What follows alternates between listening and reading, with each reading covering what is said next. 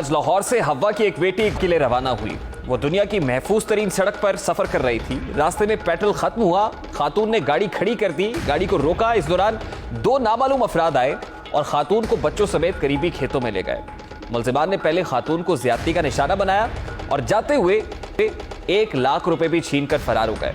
Police के मुताबिक वारदात के दौरान मुतासरा खातून के 2 बच्चे भी हमरा थे। अब रवा साल दौरान डकैती ज्यादती का यह दूसरा वाकया है।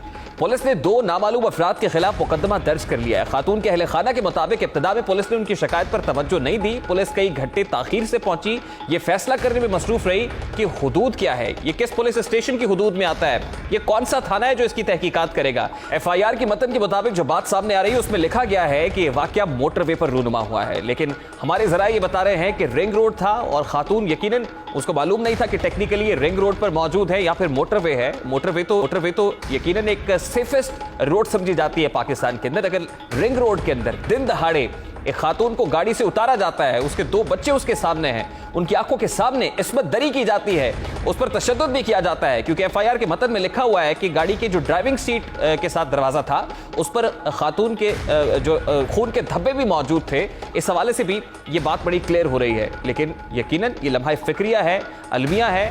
वो लोग जो इस हवाले से क्लेम करते हैं कि पंजाब बड़ा महफूज है, शहर लाहौर बहुत महफूज है और जहाँ पर पुलिस में इख्तियारात की रस्साकशी इस वक्त जारी है, वहाँ दिन दहाड़े ऐसा होना यकीनन this is something very alarming. यहाँ वाक़े पर कई सवालात उठ रहे हैं। सवाल ये भी पैदा होता है कि वो सड़क जो महफूज तरीन सड़क समझी जाती है उस पर ऐसा वाक़या क्यों पेश आया है, पुलिस ताखीर से क्यों पहुंची है, सबकी हिफाजत के दावे करने वाली पुलिस एक हवा की बेटी को महफूज क्यों नहीं रख पाई है, और यकीनन वसीम अकरम प्लस को इस मामले का जवाब भी देना होगा। यहाँ पर एक जुमला जो फिक्र पर दस्तक जरूर देता है वो यही है कि ये बस्ती है मुर्दा परस्तों की बस्ती, यहाँ पर तो जीवन से है मौत सस्ती।